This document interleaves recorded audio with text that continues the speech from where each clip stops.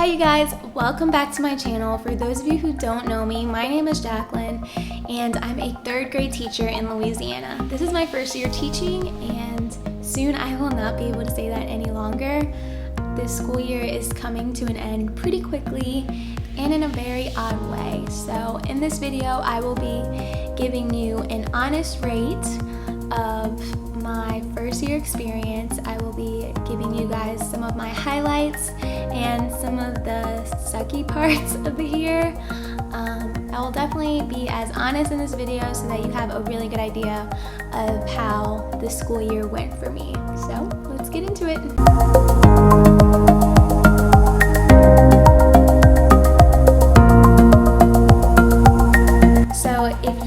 About to go into your first year of teaching, I'm sure that you have heard many people say that your first year is the hardest and that everything will be so much better after the first year. And that's the kind of comments that I was always getting. So of course, going into my first year, I was like terrified just because they said it's going to be the worst year ever out of your whole teaching career. And everything will be so much better as long as you get through that first year. And so, of course, when I'm nervous, I feel so unprepared. And maybe you feel the same way. Maybe you're so ready to get into the classroom and teach, but you still feel unprepared. And that's how I felt. I was ready and motivated and so excited, but at the same time, I'm like, I don't know anything. I had a really good student teaching experience, but still, I just felt like I'm not going to be able to do this alone. But I will say that how I feel is actually the complete opposite. I got really blessed with just an amazing class. I won't give all the credit to my classroom management because I truly believe that these students just made my school year, my first year experience so much easier than what most people go through. I teach at a Title I school, and here in Louisiana, everyone kept telling me not to. When job fair was coming up, a lot of people told me to apply for every school except for the ones that were Title I.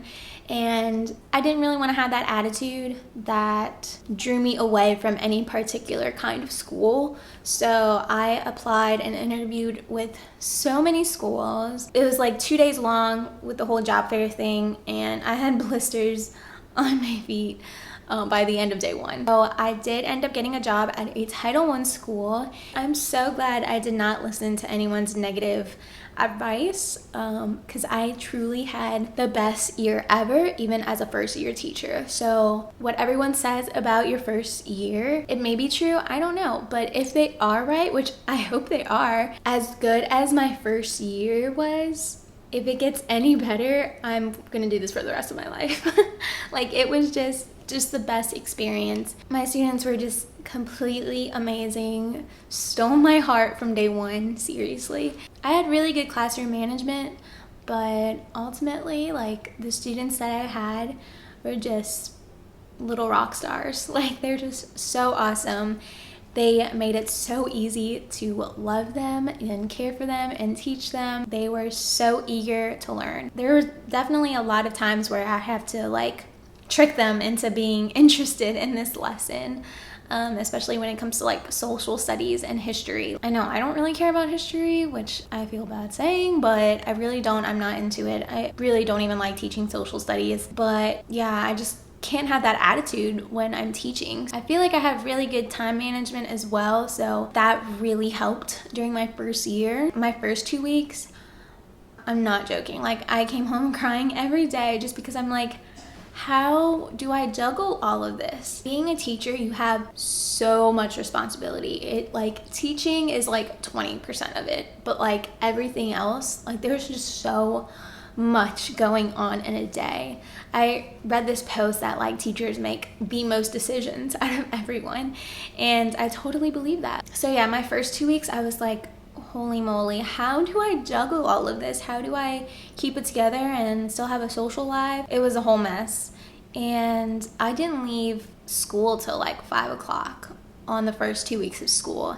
And then that third week, I don't know what happened, but I just became a whole different person. Like, my time management skills really sharpened. I never really stayed after school past 4:30 at latest. And mostly every day I would leave like within 20 minutes after the bell rang, just because I really made sure that every break that I had, whether it was lunch or my planning period, that I was really being productive during those times, that I was not wasting a minute scrolling or taking an actual break. Those are some of the downfalls, like your first 2 weeks. I remember coming home and I was like, I do not want to go back.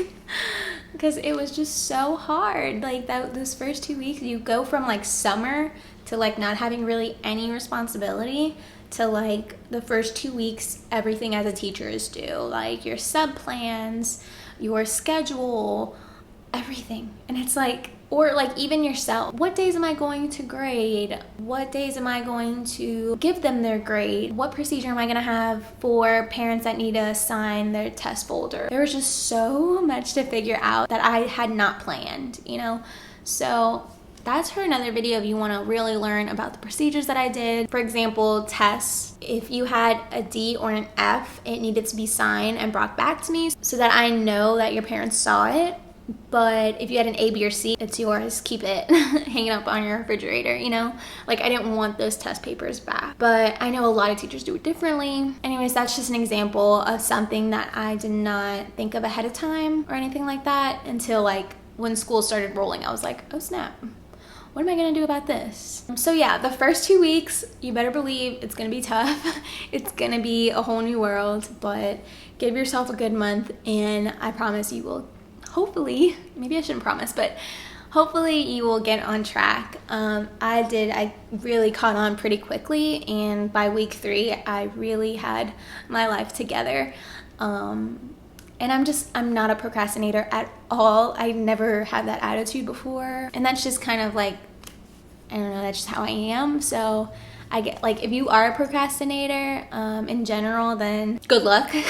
But I think I just had it easy because I wasn't like that, like, ever. So yeah, everything really went a lot better by week 3. I loved being a teacher. I loved the experience I had. I teach all subjects, which I do like just because I love teaching math a lot. But then reading guidebooks isn't that fun, to be honest. But the books that we read, I really made sure that we had genuine and vulnerable conversations between these books, because some of them were like, because of Winn-Dixie, like, that book really opened up a whole lot of sweet and hard discussions. There's like this one character in the book who just got out of jail. Pretty much the lesson was to not judge anyone by their past because they could have changed. That conversation really opened up a whole door to allowing me to really get to know my students' lives. I know a lot of them had a parent in jail. That really broke my heart. I was just so thankful to be teaching ELA just because